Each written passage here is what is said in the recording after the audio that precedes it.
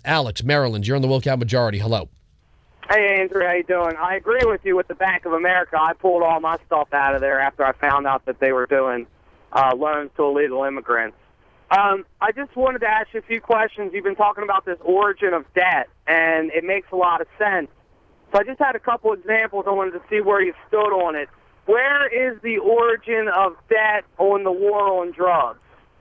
I am not a supporter of the war on drugs. Okay, well that's why I can't find any authority of the federal government to regulate use of drugs in the states.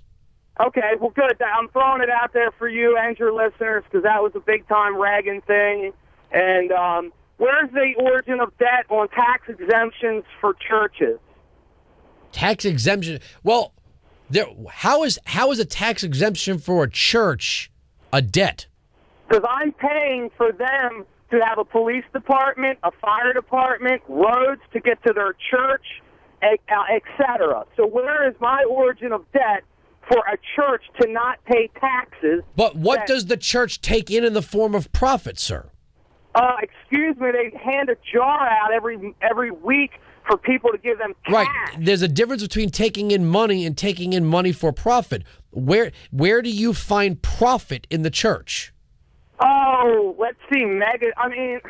No, if Joel Osteen has a #1 bestseller, he pays taxes on the sale of those books and the income that comes to him from his publisher.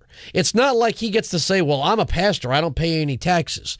He's running a business. They're running a business. That's what a church that is not taking in money for the purpose of profit. In other words, the church doesn't have shareholders, it doesn't have a CEO, it is not people who have invested money in the church and then are taking an ROI on that investment. That is not a business at that point. Well, you can say that, but that's how you feel. It's not how I feel, sir. It's not about feel. Not all exchange of money, that money donated. When people give money to a church, it's donated. They're not buying a physical product. Does the church pay property taxes? I have no idea. Well, let's find that out because if they that has nothing to do with the federal government, sir. That has nothing to do with the federal government. Okay, I see where you stand on that. Where's the origin? What do you mean where I stand on it? There's a difference between a township and a county and a state. There are different layers of government, sir. Sorry, but they're a business. The church is a business. Well, okay, they have a product that they. What product, sir? What are people taking home from the church and putting in their cupboard? Spirituality. They're taking home ideas. That's not a product. That's not. It's simply not. Okay, well, let's move on. Where's the origin of debt for oil subsidies? There is no origin of debt. Okay. You're missing the point.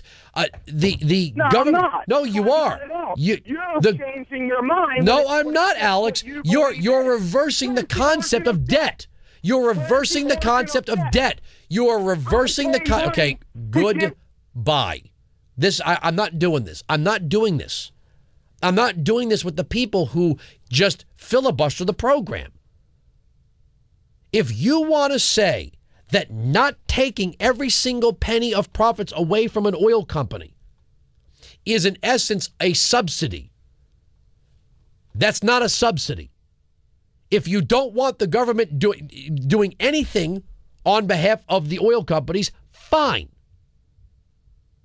But he is not understanding the concept of the origin of debt. If you say there's going to be this entity paid for by government, I ask where we owe money to that entity. The oil companies are not an entity paid for by government.